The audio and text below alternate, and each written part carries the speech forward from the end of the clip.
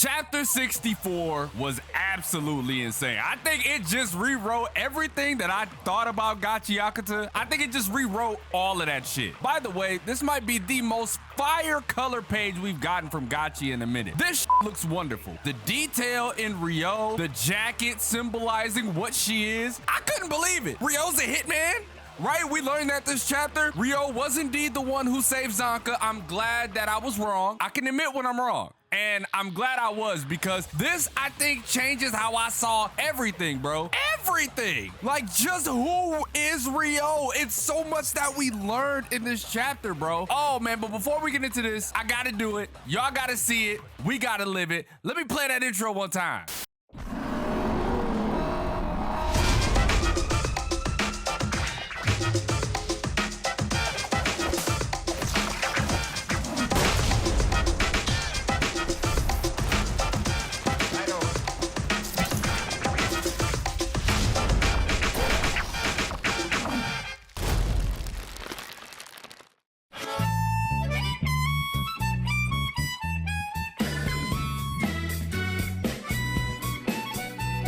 Again, man, shout out to the boy D Slick. Intro is fire. I love using that as an intro because it looks so good. Now, into this chapter, because it's a lot on my mind that I don't know how I'm gonna process it. Ryo being a hitman. It was insane of all the things that we saw in this chapter, right? With just the second page, looking how it looked, it was gruesome. I think that's what Kei Urano was trying to depict in this page, was just how, like, serious, right? With tone. Like, just how serious this chapter was and what we were learning. And the smoking gun references, man. Holy f. Being old helps you a lot in these situations, getting to see this, right? Nelda was more shook than I gave her credit for, right? But let's touch on a few things that this chapter really gave us. Ryo was a murderer. It's crazy when she said, Engine says I'm not allowed to do it anymore. Kill people, I mean. That's why I tried so hard not to kill you during our fight. I was like, oh, sweet heavens, Ryo is not what we thought she was. So I've said it before on numerous occasions, how Ryo has been so chill, but she's a battle junkie and she gets crazy when she fights, right? I've said that before, but I want you to listen to this. We have to protect our friends from our enemies. Don't worry, the scissors are my only Jinky, right? I'm replacing Vital Instrument with Jinky because that's what I like better. And I'm never going to stain them with blood again. I made that promise long ago. What? We know that she just said that Engine says she's not allowed to kill people anymore. So what this entails is she's killed somebody with them scissors before, and Engine was like, nah, bro, you can't do that. That's not what we about over here. This makes me want to learn her backstory even more. I want to know her assassin life.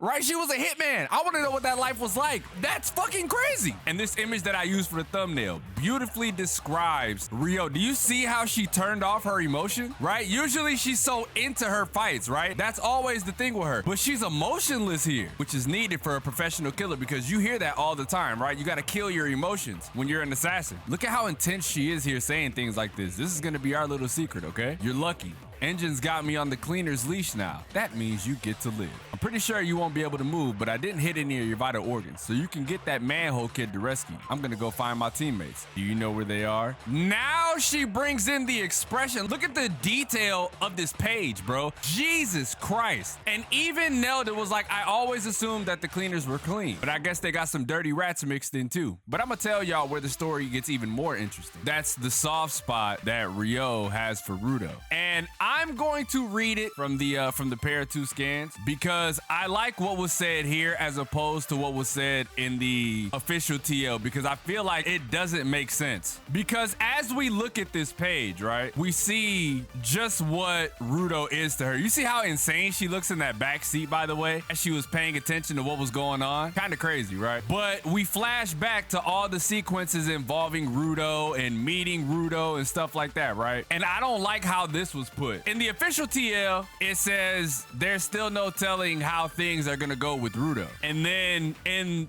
the pair of two translation, it says Rudo doesn't even know how to drive yet. I like that a lot more because it makes it seem as if, you know, she really has a soft spot for Rudo, that she wants to be there with Rudo. And I didn't like this as well in the official TL. It makes it seem as if she's talking to Rudo, right? Saying, should have just forgotten all about that Amo girl. But in the Para 2 scan, it says, if only you guys left Amo alone. I like that so much more, bro. I like that so much more because it gives it that much more character as to how Ryo operates when she's in Hitman mode, right? Saying like, if only y'all had left her alone, right? Like none of this shit would have happened. I wouldn't have had to get all my P's and Q's and kill y'all the way that I'm about to kill y'all. And then it's like she just goes on a mayhem spree, right? Look how cool she looks here. Filling up Jabber with holes. Pop, pop, pop, pop, pop. Crazy, bro. It looks mad crazy. I'm rolling with it. And I'm glad she's the one that saved Zanka. It's just the way that it was structured before. It made it seem as if these battles were going on at the same time. But in fact, Ryo and Nelda's battle took place before this one, which is cool. I'm with that, right? Again, I'll say it like I've said it multiple times. This really puts into perspective how insane Gachi is. So if Ryo is only one hitman, who was her boss, right? Because remember, if we go back to the page where she was talking to Nelda about it, this is just a normal gun that I got from my boss at my old job. It was a parting gift. Why would he give her a parting gift that is a pistola? That is crazy. So who was the boss of the hitman? Who are the hitmen? Who the hell is that? This opened up a whole new can of worms, right? A whole new can of worms that I'm pretty sure everybody's gonna be excited to speculate about. And let's be frank here. This puts Ryo almost at the tippy top of my fucking character list. She was already up there, right? She was already up there. But this adds so much character to her and a different dynamic that I feel like we're going to need for Gachi. I'm all ears, man. I'm all ears. I need to know. I need to know what's happening here. I need to know. So what's gonna happen next, right? I'm assuming we're gonna move over to Rudo and Zodil. I'm assuming that is next on the docket. That or we're gonna move to Engine and Fu, right? That could be the case. We could end up moving over there, but I think that fight is pretty much over and done with. Or we could go back to the Santa Bros and the Bundis fight, right? Those two are sort of still up in the air, but I know for sure Rudo and Zodil are like gonna be the main focus of this arc, and I'm super excited to see where that goes. Let me know what you guys thought about this chapter down below. Leave a like if you enjoyed, subscribe if you're new. Dude, Gachiakuta is getting crazy. Gachiakuta is getting crazy. I cannot believe. Can we just appreciate the color page one more time, please? Can we please appreciate this color page? Because Jesus Christ, she looks amazing. Keirana did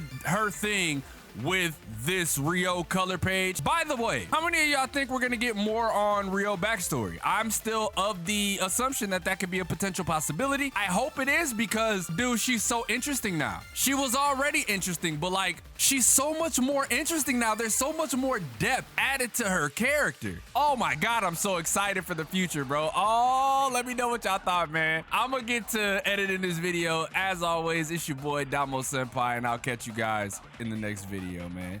Peace!